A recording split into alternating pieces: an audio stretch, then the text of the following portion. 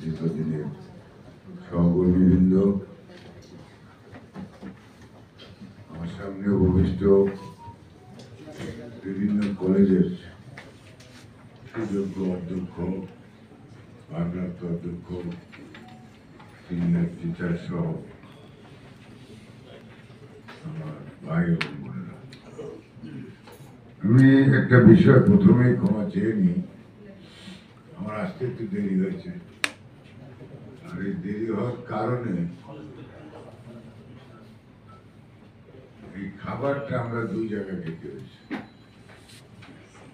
আমি সাথে সাথে আমাদের মেম্বার রেস্টুরেন্টে বলছি এই বিষয়টা এক জায়গায় হলে ভালো।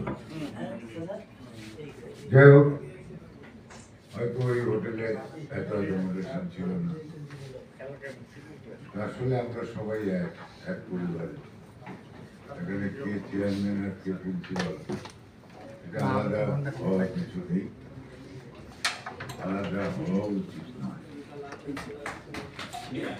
এখন আসল কথায় আসে, মানুষের জীবনে একটা হিসাব নিকাশ থাকে, দেনা এবং পাওনা থাকে।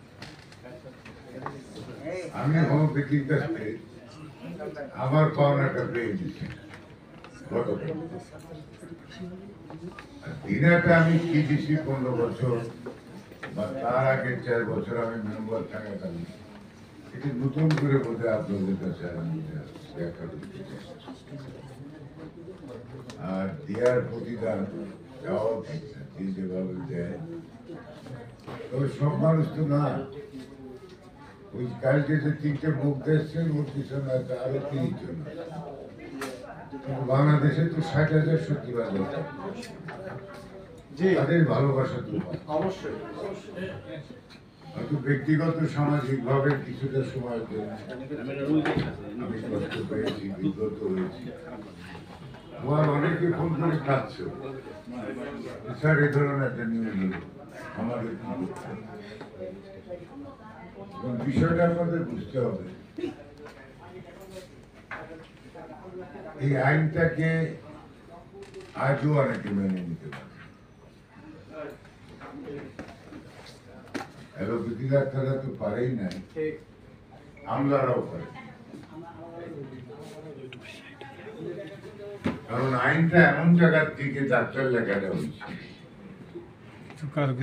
সেখানে এরা কিছু করার ছিল না। কিন্তু আমরা চিন্তা করছি, আমরা তো আমাদের স্বার্থ দেব। একটা আইনের জন্য যদি আমার মৃত্যুর দুয়ারেও যেতে হয়, আমি হাসি মুখেই যাও এবং যাচ্ছি। যা কিছু দেখতেছে এটা হচ্ছে হোমিওপ্যাথিকে ধ্বংস করার একটা ফায়দা। আজকে হোমিওপ্যাথি বোর্ডের আমরাও যে খুব শান্তি ছিলাম, আমার বিরুদ্ধে একাধিক দরখাস্ত দিয়েছে, তদন্ত হয়েছে। কি কারণ ছিল? আপনি শিক্ষকদের বয়স বাড়ান জন্য, এটা আইন নেই। এক কলেজ থেকে আর এক কলেজে আনেন কিন্তু আপনি প্রভাষক থেকে সহযোগী অধ্যাপক করেন কি? আপনি বেতন ভাতা কোন আইনে দেবেন? এটা আমার কি ব্যক্তিগত স্বার্থে? এই জন্য আমার বিরুদ্ধে হয়েছে, রেজিস্ট্রারের বিরুদ্ধে মন্ত্রণালয়ে মামলা রয়েছে, দুদকেও রয়েছে। অতএব কেউ বললাম আমরা ভালো আছি তা, কিন্তু এই কাজগুলি করলাম হোমিওপ্যাথির জন্য করতে যে এই হয়েছে। আপনাদের বিবেকের কাছে হাত দিয়ে বলেন যে আমি চেয়ারম্যান, কে আমাকে কোনো উপটোকন কি দিয়েছে?